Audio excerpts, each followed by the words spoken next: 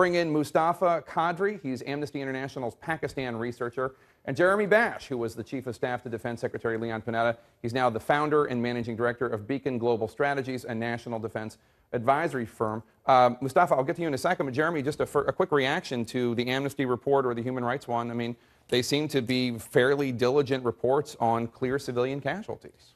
Thanks for having me, Jake. Well, like Mustafa and like the authors of the report, I wish we lived in a world without terrorism. I wish we lived in a world without training camps. I wish we lived in a world without the leaders of Al-Qaeda. But that's not the world we live in. And so the question really for the United States is, how do we go after terrorists who hide in areas where we can't send in tanks, where we can't send in special forces, where we can't barrage the camps with artillery?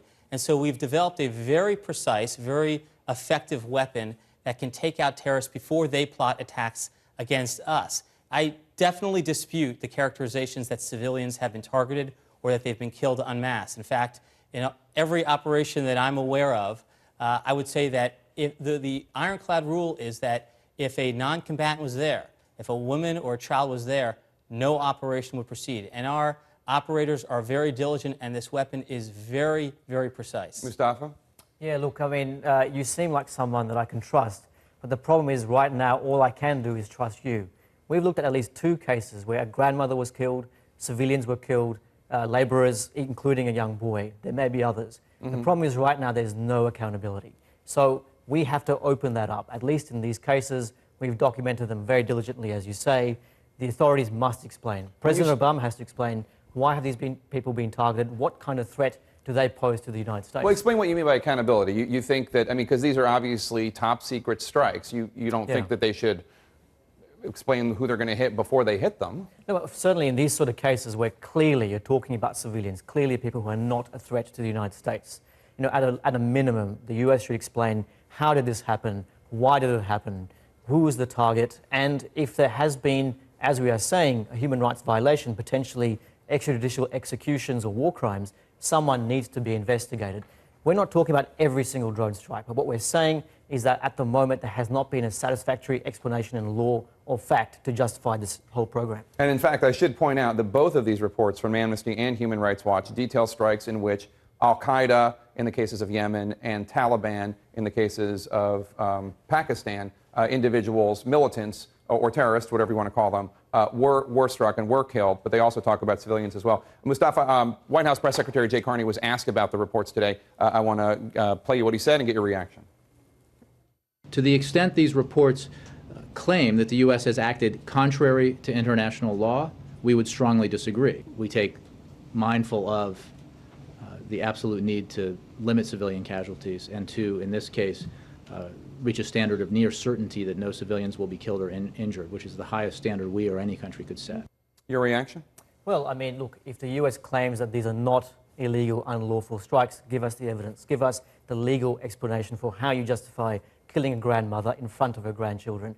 How do you explain killing a young 14-year-old boy who himself, in such a poor village, had to be a labourer in a mine at that age? How do you explain those killings? Jeremy, when U.S. troops kill civilians, presumably accidentally in Afghanistan or Iraq, there's a process under which these individuals can be compensated to a degree.